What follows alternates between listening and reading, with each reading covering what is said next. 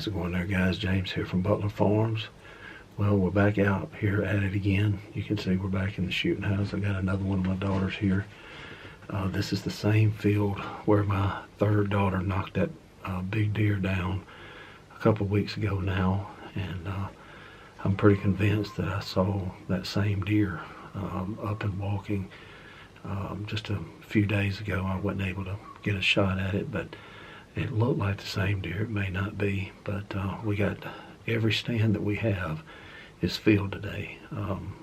Myself and my daughter here, and then my dad's up here, and then we've got all three of my daughter's boyfriends are up here too. So to say that we are meat hunting today is an understatement.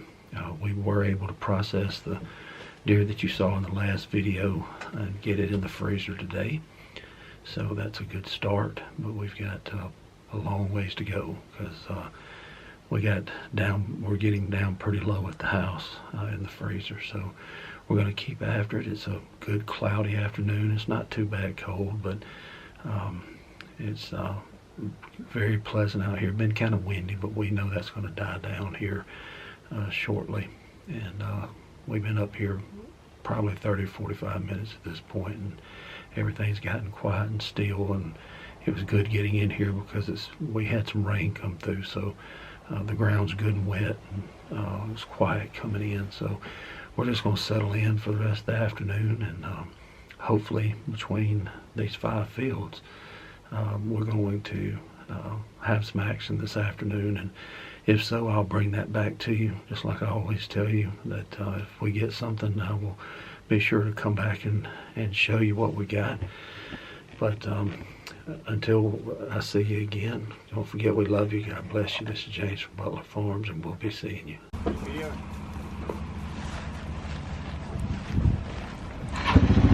That's rude.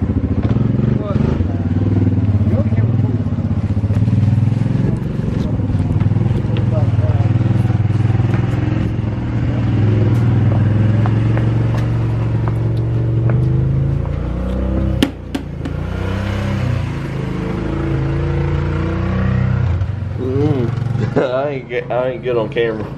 And most of that is mine. No, it's not. Quit lying to yourself. You lying to the people. That camera is a little iffy. Morgan's, then yours, then mine.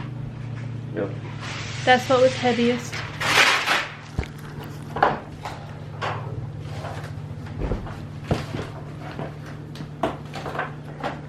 Now Dad's about to wrap them up.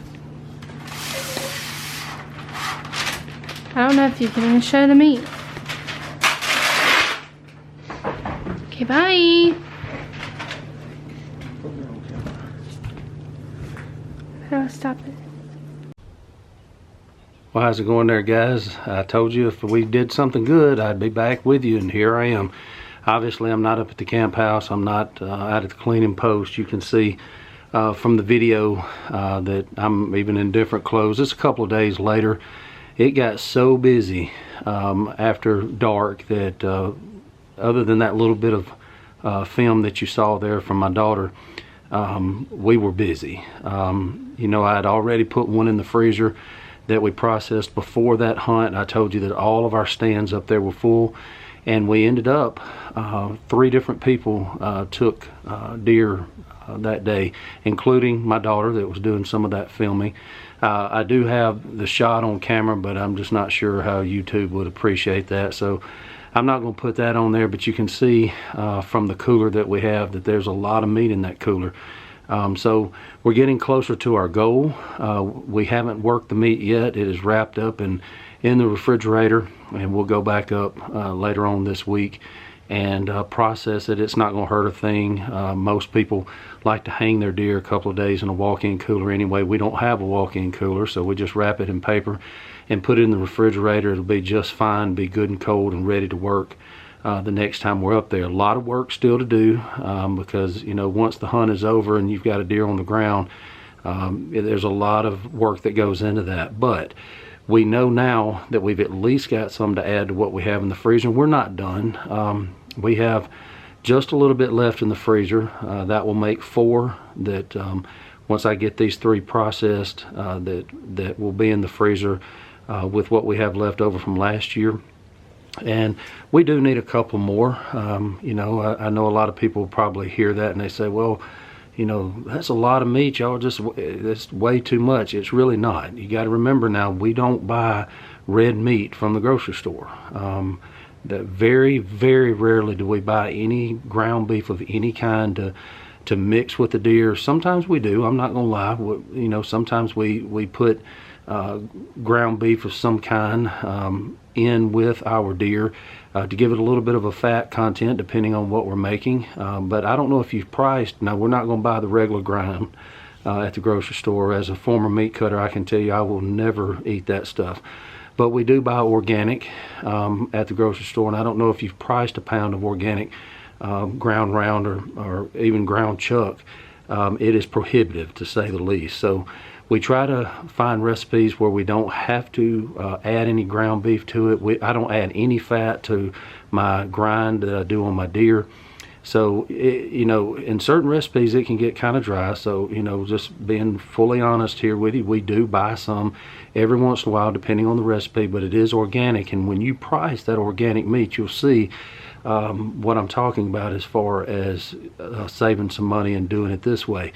And with a family of 6 plus all the boyfriends and everything else that are always over here eating, and you know, we enjoy that, but at the same time it takes food to do that. And so you know, in a normal year we'll probably eat 5 or 6. Here the last couple of years we've gone through 7 or 8 deer a year. So, you know, we just have to do what we have to do, and it's a blessing that we get to do it. It's a blessing that I get to do it with my dad and with my children, and now with their boyfriends and future husbands. And so it's a family affair. We get to spend time together, get the most organic, clean meat that you can imagine. It's the prettiest meat you've ever seen, and this is coming from a former butcher.